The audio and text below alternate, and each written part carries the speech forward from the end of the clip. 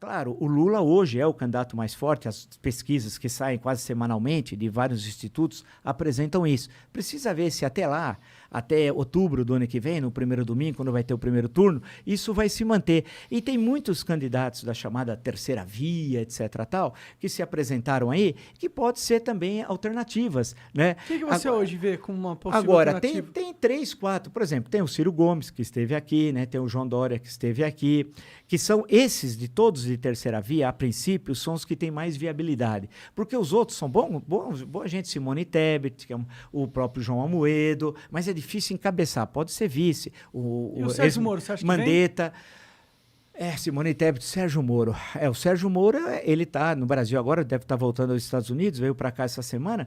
Chega aí para conversar com nós. A questão é essa, se ele vai...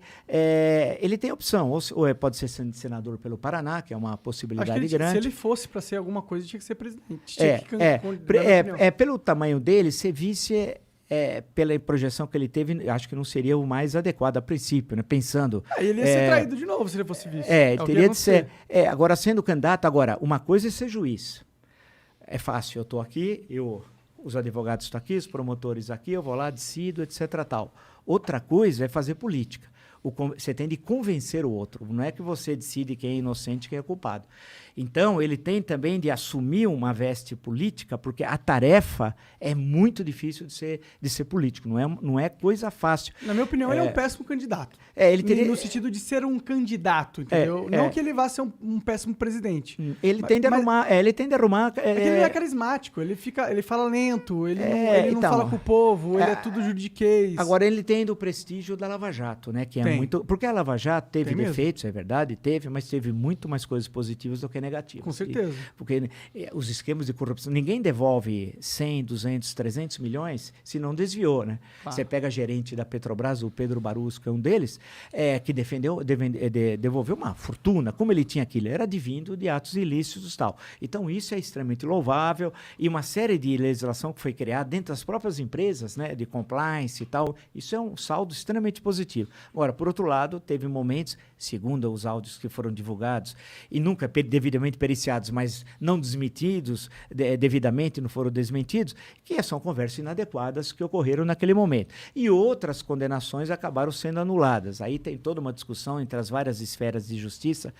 no Brasil. Agora, no geral, você pode dizer que ela teve um papel importante. Agora, teve excessos que têm de ser coibidos e tal. Isso me parece evidente. Você acha que esses excessos que foram imputados ao Sérgio Moro, eles prejudicaram ele como candidato ao ponto de ele ser inviável? Criaram os excessos bateram muito na tecla do Ministério Público, né? Especialmente ali do Paraná, né? Federal, mas no Paraná.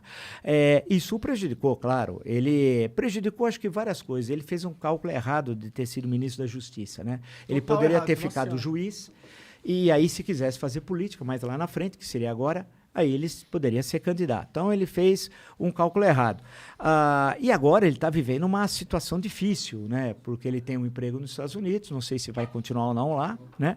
Mas a situação dele e politicamente é difícil, porque para você ser candidato a presidente da República, precisa ter partido. No Brasil é obrigado a ter partido, não tem outro jeito. E a questão que a Constituição exige, a questão que precisa de dinheiro, de recursos, precisa ter presença nos 27 unidades da federação. Então não é fácil. Quem tem mais cancha política, o Bolsonaro tinha à época 30 anos, o PT tinha, etc, etc. Você sai candidato. Agora, sair candidato sem ter uma estrutura partidária, você está fadado ao fracasso. Agora, pode ser que ele seja candidato ao Senado pelo Paraná. Nós vamos ter uma vaga só de renovação, que seria uma alternativa. Se ele quiser ser deputado federal, certamente seria com a maior facilidade pelo Paraná. Mas é a questão que se coloca, é muito complicado. O cenário de 2022 é muito preocupante, porque nós estamos vivendo a pior crise da história do Brasil republicano, a pior crise, o momento mais terrível da história do Brasil, e precisava ter uma discussão de ideias, de projetos. E o meu temor é que nós não tenhamos esse tipo de discussão, né? Tu achou que, pré-pandemia, tu acha que o governo vinha ok? Do Bolsonaro, não, cresceu em 2019, acho que 1,1, se não me engano, que foi muito pouco, né? Porque nós já tínhamos problemas, na época, já de inserção. A ida dele a Davos, logo no início, em janeiro, é patético, ninguém queria falar com ele, em 2019. Né? Isso se agravou com a questão da pandemia, com aquelas declarações... As queimadas. Com as queimadas da Amazônia, com a querer se envolver na eleição norte-americana. Isso nunca, nenhum presidente fez isso. Então, a coisa já vinha capengando, de há muito, né? E a pandemia, evidentemente, agravou, porque se naquele momento você desenvolve as políticas corretas, naqueles 3 primeiros meses, nós não teríamos a extensão no tempo da pandemia. Vídeo que ocorre na Europa, né? Você já tem o retorno de uma relativa vida normal, né? Uma relativa vida normal. Evidentemente que a pandemia começou primeiro na Europa, porque ela veio da China, passou pelo Oriente Médio, né?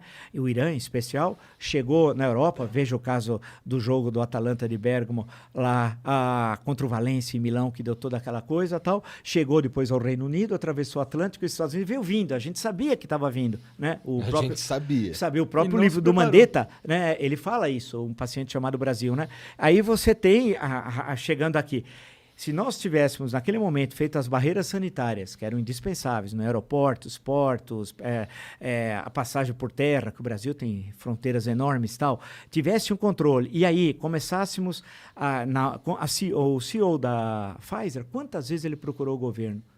Dezenas para vender a vacina. Vários e-mails, né?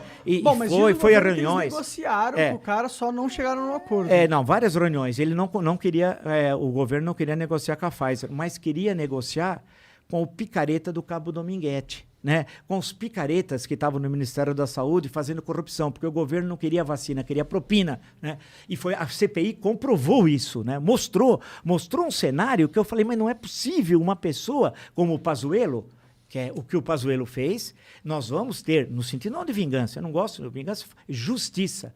O número, durante a gestão dele, morreu cerca de 250 mil brasileiros e brasileiras. Ele brincando com Manaus. O que aconteceu em janeiro em Manaus, as pessoas morrendo porque não tinha oxigênio. Não ter oxigênio é você morrer afogado no seco. A FAB não tinha um avião para levar um cilindro, veio do Maduro, da Venezuela. É inacreditável o que aconteceu. Veio da Venezuela. Quer dizer, a Aeronáutica Brasileira não tem um avião. A Marinha não podia por via fluvial? Não sei. Ninguém conseguia levar. Veja, quase 200 por dia estavam morrendo em Manaus. Aí eles mandam o Tratikov para lá. O Pazuello foi lá, e ele mora lá, hein? Foi lá dando risada, gozando das pessoas. Porra, cara, qual é a tua? As pessoas morrendo. E eles não comprando a vacina. E aí vem o Cabo Dominguete, que é um sujeito patético, né? Que não tinha dinheiro para colocar, segundo o WhatsApp. Ele não tinha nem a vacina, né? Nada, era tudo mentira. Falava em milhões de vacina. Cadê as vacinas, cara? Né? E aí eles foram fazendo um happy hour, era 5 da tarde, quando naquele dia tinha morrido 1.200 pessoas, o cara para de trabalhar às 5 da tarde, o tal de Roberto Dias. Então, quando você vê todo esse cenário, esse conjunto de coisas, você fala assim, Deus do céu, né? O que aconteceu no Brasil é um pesadelo, é que nós perdemos, não sei porquê, não tenho a capacidade da indignação. O Brasil sempre foi um país, em certos momentos, muito indignado. E assim que a história mudou. Por alguma razão, não só a pandemia explica isso, por algumas outras razões que eu não sei quais, nós perdemos a capacidade da indignação. Morrem 600 mil pessoas. Os Estados Unidos perdeu na Guerra do Vietnã, durante 20 anos, cerca de 70 mil soldados. Pô, aqui morreu em 1 ano e meio 600 mil pessoas, cara. Pô, morreu 8 vezes o que morreu em 20 anos na Guerra do Vietnã. Não é possível, não acontece. As pessoas acham isso uma coisa normal. Elas atribuem um pouco à pandemia, essa parada. Sim, mas não existe. A pandemia veio, ela tinha, como outros países fizeram, rapidamente você faz os trabalhos de isolamento, a utilização das máscaras, que eles continuam sendo contra, né?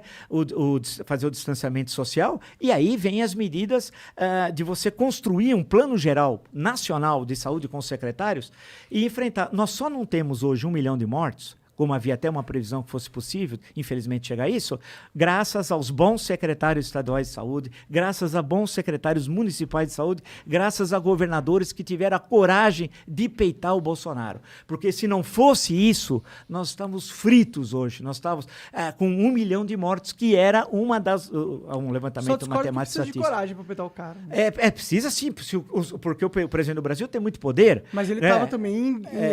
ele é um pária, né? é politicamente muito vantajoso estar contra o Bolsonaro hoje em dia. Olha, é difícil em certos momentos enfrentar, porque ainda ele tentou dia 7 de setembro dar um golpe de Estado. Ainda bem que ele é incapaz. Eu né? acho que ele Graças fica a Deus, né? tentando, ele fica soltando no público dele uns testes pra ver como que tá o clima. Será que eles aceitariam fazer isso? Sim. Tanto que eu já vi uma declaração dele falando, pô, vocês falando aí que querem golpe de Estado, tô esperando um sinal de vocês. Ele falou isso com todas as letras, inclusive. Agora, então eu acho que ele fica só testando a água. Se tivesse Ele falou isso? Falou. Falou mesmo, eu vi o vídeo. E se tivesse um cenário onde a gente tivesse, sei lá, 40%, 50% de apoio da população ao Bolsonaro dar um golpe, eu com certeza acho que ele daria, entendeu? Agora, você imagina que ponto nós chegamos no Brasil há mais de 30 anos que essa questão não era... As questões políticas eram resolvidas nos processos eleitorais, não em golpe de Estado. Isso já passou no mundo inteiro, não tem mais Guerra Fria, não tem mais União Soviética, os Estados Unidos, duas superpotências. Guerra Fria tem. Né? Não, Guerra Fria naquele sentido clássico de guerra... Isso Não, passou. clássico não, né? Mas Acabou. tem uma Guerra Fria rolando aí com os Estados Unidos. Já caiu o muro de Berlim, é que o Brasil é um país... Agora, um país é longe, aqui. Caiu no dia 9 de novembro de 1989. Aqui a notícia demora, o país é longe para chegar. Então, hoje o mundo é outro. Falar em golpe de Estado, você acha que o investidor estrangeiro vai... E há muito dinheiro circulando, vai pôr um centavo num país que um presidente discursa na ONU como ele discursou, ou faz aquela palhaçada no 7 de setembro no Brasil e em São Paulo? Então, o que nós precisamos voltamos à questão, a estabilidade política. A estabilidade política é que gera uma boa discussão política e o crescimento da economia. Nós precisamos saber para onde vamos. O país tem demandas, precisa crescer, precisa qualificar.